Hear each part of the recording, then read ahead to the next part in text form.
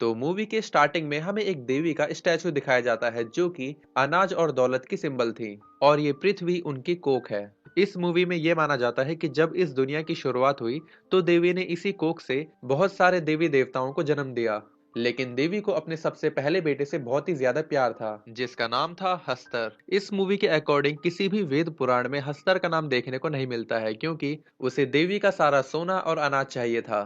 सोना तो उसने जैसे तैसे पा लिया, लेकिन जैसे ही उसने अनाज की तरफ हाथ बढ़ाए उसके बाकी के भाई बहनों ने उसके ऊपर हमला कर दिया और अनाज को बचा लिया। लेकिन जैसे ही हस्तर के भाई बहन उसको मारने वाले होते हैं, देवी हस्तर को बचा लेती है। हस्तर के लालच की उसे ये सजा दी जाती है कि कोई भी उसे नहीं पूजेगा और उसका नाम हमेशा के लिए भुला दिया जाएगा। पूर्ति की देवी काफी सालों तक हस्तर को अपनी कोख में छुपा कर रखती हैं। अब वो जगह है तुम्बाड़ जहां पर पूर्ति की देवी ने अपने बेटे हस्तर को छुपा कर रखा था। वहां के लोग हस्तर की पूजा करने लगते हैं और उसी जगह पर हस्तर का एक मंदिर बना देते हैं और इस सब की वजह से बाकी के देवी देवता नाराज हो जाते हैं और उस गांव को श्रापित कर देते हैं, जिससे कि उस गांव में लगातार बारिश होने लगती है जो कि कभी रुकने का नाम ही नहीं लेती। अब काफी साल गुजर जाने के बाद हमें इस गांव तुम्बाड़ में एक औरत को दिखाया जाता है जो कि एक सरकार के बाड़े में आई हुई थी और यहाँ पर एक ही पंडित जिंदा था जिसका नाम था सरकार। इसी वजह से इस जगह को सरकार का बाड़ा कहा जाता था। यहाँ पर वो औरत उस सरकार से गोल्ड कॉइन मांगती है, लेकिन सरकार इसके जवाब में ये कहता है कि ये गोल्ड कॉइन ऐसे ही नहीं मिलता, इसके लिए कुछ ना कुछ करना पड़ता है। इसके बाद सीन शिफ्ट होता है और हमें इस औरत के दोनों बेटों को दिखाया जाता है, जिसमें से बड़े बेटे का नाम था विनायक राव और छोटे बेटे का नाम था सदाशिव राव। और ये दोनों अपनी माँ का इंतजार कर रहे थे क्योंकि इनकी माँ हमेशा ही सरकार के पास जाया करती थी, लेकिन आज उन्हें घर वापस आने में काफी देर हो गई थी। यहाँ पर ये दोनों बात कर रहे होते हैं कि आज दादी को खाना कौन खिलाएगा। एक्चुअली इनके घर में एक बूढ़ी औरत रहती थी जिसको ये सब दादी कहते थे, लेकिन ये दादी देखने में बिल्कुल भी नॉर्मल इंसान की तरह नहीं लगती थी। इनकी एज काफी ज्यादा थी और इनकी पूरी बॉडी खराब हो चुकी थी। अब इनके साथ ऐसा कैसे हुआ ये हमें मूवी में आगे पता लगेगा। अब ये दोनों दरवाजा खोलकर घर के अंदर आ जाते हैं और थोड़ी ही देर में इनकी माँ भी घर पर आ जाती है। अब यहाँ पर उसका एक बेटा उससे पूछता है कि क्या आपको सोने का सिक्का मिला। इस पर वो उसे मना कर देती है। अब सीन शिफ्ट होता है और हमें दिखाया जाता है कि सरकार की मौत हो गई है और ये लोग सरकार का फ्यूनरल करते हैं। इसके बाद ये औरत अपने बेटों को कहती है कि हम लोग यहाँ पर नहीं रहेंगे और इस गांव को छोड़कर शहर चले जाएंगे।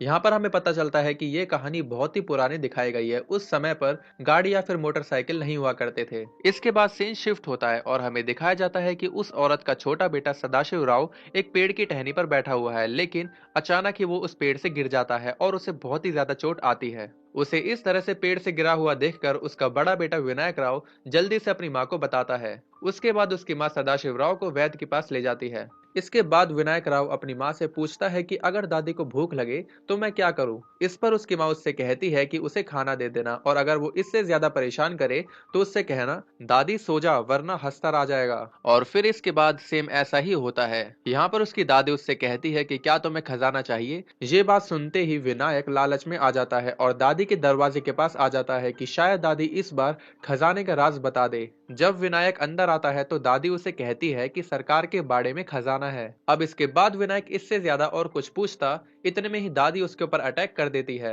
अब दादी उसे पकड़कर मारने लगती है और कहती है कि आज तो मैं तुम्हें खा जाऊंगी। अपने आप को बचाने के लिए विनायक बार बार वो नाम याद करने की कोशिश करता है जो उसकी माँ ने उसे बताया था, लेकिन वो उस नाम को याद नहीं कर पाता और दादी उसे मारने के लिए घसीटते हुए अपने कमरे में ले जाती है। अब जैसे ही दादी उसे मारने वाली होती है, विनायक को अचानक से वो नाम याद आ जाता है। वो जोर से कहता है दादी सो जा वरना हस्तर आ जाएगा। और ये सुनते ही दादी तभी वहां पर गहरी नींद में सो जाती है। तभी वहां पर विनायक की माँ आ जाती है। विनायक अपनी माँ से अपने भाई के बारे में पूछता है, लेकिन उसकी माँ रोते हुए कुछ भी नहीं कहती। इसका मतलब ये था कि अब उसका भाई मर चुका है। इसके बाद वो दोनों माँ बेटे सुबह होते ही नाव से शहर के लिए निकल पड़ते हैं। यहाँ पर बोट में विनायक अपनी माँ से गोल्ड कॉइन के बारे में पूछता है। इस पर उसकी माँ उसे एक गोल्ड कॉइन दे देती है, लेकिन विनायक को तो खजाना ही चाहिए था। वो अपनी माँ से कहता है कि अगर हम दादी को कुछ दिनों तक खाना नहीं देंगे तो एक दिन वो भूख की वजह से खजाने के बारे में जरूर बता देंगी। इस पर उसकी माँ उससे नाराज हो जाती है और उसे कसम दे देती है कि आज के बाद तुम इस तुम्बाड़ गांव में कभी नहीं आओगे। शायद उसकी माँ ने अपने एक बेटे को खोकर अपने लालच का सबक सीख लिया था।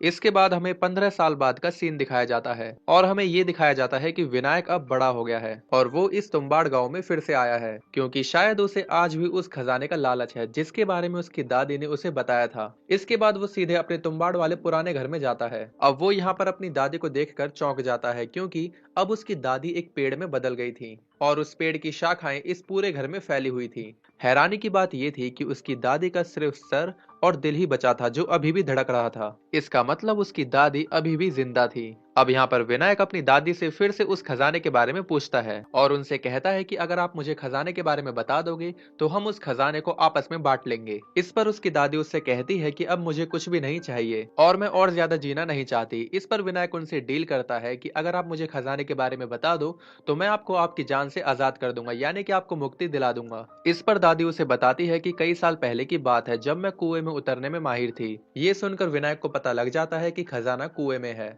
अब विनायक जैसे तैसे उस कुएं का पता लगा लेता है और उस कुएं में उतरने की भी प्रैक्टिस कर लेता है, लेकिन अभी भी उसे ये पता नहीं होता कि इस कुएं से खजाना कैसे लाना है। इस पर वो फिर से अपनी दादी के पास जाता है और उसकी दादी उसे सारा राज बता देती है। इसके बाद विनायक दादी के साथ उस पूरे घर में आग लगा देता है क्योंकि उसने अपनी दादी से वादा किया था कि वो उसे मुक्ति दिलाएगा। इसके बाद विनायक एक सोने का सिक्का लेकर अपने शहर वाले घर जाता है और वो यहाँ पर देखता है कि उसकी वाइफ ने एक छोटा सा बिजनेस स्टार्ट किया है। वो पिसा हुआ आटा बेचकर पैसे कमाती थी। विनायक उसे कहता है कि मैं तुम्हें रानी बना दूंगा, अब हमारे दिन बदलने वाले हैं, हमारे पास बहुत सारा पैसा होगा। इसके बाद विनायक उस पंडित के पास जाता है जिससे उसने बहुत सारा कर्जा लिया हुआ था और वो उस पंडित को वो सोने का सिक्का दिखाकर उसकी कीमत पूछता है। इस तरह से वो अपना सारा कर्जा उतार देता है। कुछ दिनों बाद वो फिर से तुम्बाड़ गांव जाता है और वहां से कुछ सोने के सिक्के ले आता है और उनको शहर में लाकर बेच देता है और ऐसा करते करते वो दिन ब दिन अमीर होता जा रहा था और उसके घर की कंडीशन भी काफी अच्छी हो गई थी और उसका घर भी बदल गया था और अब उस पंडित के मन में भी लालच था जिससे विनायक ने पैसे लिए थे। और इसके बाद वो पंडित विनायक के पास जाता है और उससे कहता है कि विनायक उसे अपने काम में हिस्सेदार बना ले, लेकिन विनायक उसे मना कर देता है। लेकिन अभी उस पंडित के मन में लालच था और वो सोचता है कि वो भी तुम्बाड़ जाकर सोने के सिक्के लाएगा। अब वो पंडित एक औरत को पैसे देता है और उससे कहता है कि वो 2 दिन तक विनायक के साथ रहे, तभी वो तुम्बाड़ जाकर उस खजाने के बारे में पता करेगा। लेकिन वो लड़की और ज्यादा पैसों के लालच में विनायक को सब कुछ बता देती है और उस पंडित को फंसा देती है। इसके बाद सीन शिफ्ट होता है तुम्बाड़ गांव की तरफ। यहाँ पर हम इस पंडित को देखते हैं जो यहाँ पर पहुंच गया था। इसके पीछे ही विनायक भी आ जाता है जिसकी नजर सिर्फ पंडित पर थी, लेकिन विनायक उस पंडित को जानबूझकर सब कुछ दिखाता है कि वो किस समय पर क्या करता है। इसके बाद वो पंडित देखता है कि विनायक एक कुएं में उतरता है और उसके कुछ ही देर बाद वो वहां से बहुत सारे सोने के सिक्के लेकर बाहर आता है। अब वो पंडित भी ऐसा ही करता है। इसके बाद वो पंडित इस कुएं में उतरकर काफी आगे जाता है। इसका रास्ता बहुत ही ज्यादा तंग था और इस कुएं की दीवारें रेड कलर की थी और यहाँ पर साफ महसूस हो रहा था कि कोई सांस ले रहा है। यहाँ पर पंडित एक छोटा सा ट्रंक देखता है और जब वो उसे खोलता है तो उसमें से एक आटे की गुड़िया निकलती है। अब जैसे ही वो पंडित अपने हाथ में उस आटे की गुड़िया को लेता है तो तभी हस्तर को अनाज की खुशबू आ जाती है। अब वो हस्तर उस आटे की गुड़िया के साथ ही उस पंडित को भी खा जाता है। इसके थोड़ी ही देर बाद विनायक फिर से यहाँ पर अंदर आता है और वो देखता है कि इस पंडित की भी वही हालत है जो उसकी दादी की थी, लेकिन पंडित ने शायद विनायक की कभी मदद की थी, इसलिए वो भी उसकी मदद करता है और उसको उसकी जान से आजाद कर देता है क्योंकि देखने में ऐसा लग रहा था कि वो पंडित शायद बहुत ही ज्यादा दुख में था।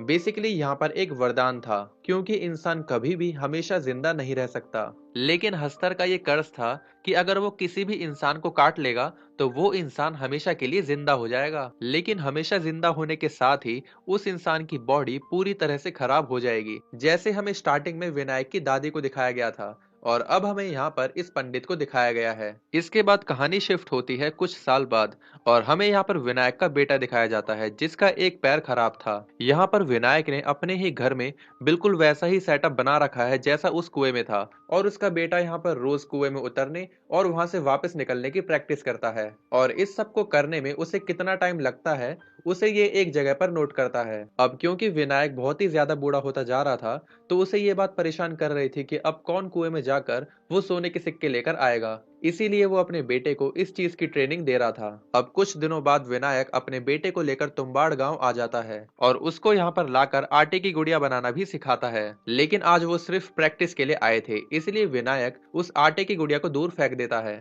और उसको कुएं के अंदर नहीं ले जाता, जिससे कि हस्तर उनके सामने ना आ सके। और जब ये दोनों कुएं के अंदर जाते हैं तो विनायक का बेटा गलती से अपने साथ वो आटे की गुड़िया ले आता है, क्योंकि अभी उसे हस्तर की पूरी सच्चाई नहीं पता थी। वो तो बस ये चाहता था कि वो आज ही सारा काम सीख जाए, लेकिन उसे क्या पता था कि इस काम में इतना बड़ा जोखिम है। अब उस आटे की गुड़िया को देखकर हस्तर वहां पर फौरन आ जाता है। इसके बाद विनायक और उसका बेटा बहुत ही तेजी से ऊपर की तरफ चढ़ते हैं और विनायक अपने बेटे को बहुत ही ज्यादा डांटता है और उसे मारता है। लेकिन विनायक के बेटे ने वहां से कुछ गोल्ड कॉइन्स को उठा लिया था। इसके बाद विनायक का बेटा विनायक से कहता है कि हम हस्तर को सिर्फ एक ही गुड़िया देते हैं, अगर हम उसे ढेर सारी आटे की गुड़िया दे तो वो उनको खाने में बिजी हो जाएगा और इससे हमें इतना समय मिल जाएगा जिससे कि हम हस्तर का वो बैग ही चुरा सके जिसमें से अनलिमिटेड गोल्ड कॉइन्स निकलते हैं। और फिर अगले दिन विनायक और उसका बेटा अपने प्लान को इम्प्लीमेंट करते हैं और फिर वो दोनों बहुत सारा आटा लेकर तुम्बाड़ गांव की तरफ चले जाते हैं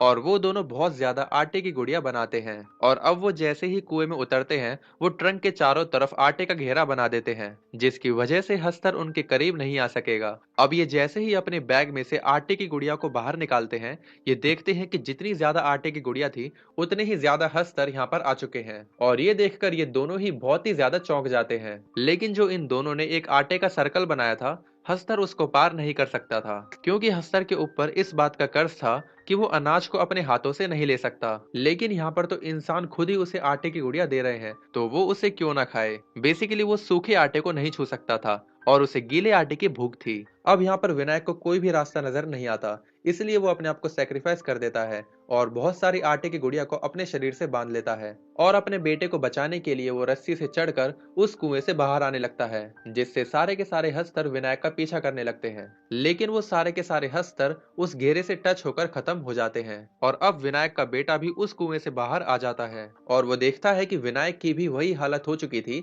जो उसकी दादी और उस पंडित की हो गई थी। और यहाँ पर वो अपने बेटे को सोने के सिक्कों की एक थैली देता है, लेकिन उसका बेटा उसे लेने से मना कर देता है, क्योंकि अब उसे अपनी गलती का एहसास हो गया था। इसके बाद वो विनायक की बॉडी को जलाकर उसको मुक्ति दे देता है और इस मूवी से हमें ये सीख मिलती है कि ग्रीड इज ए कर्स, लालच बुरी बला है। और इसी के साथ इस मूवी का एंड हो जाता है।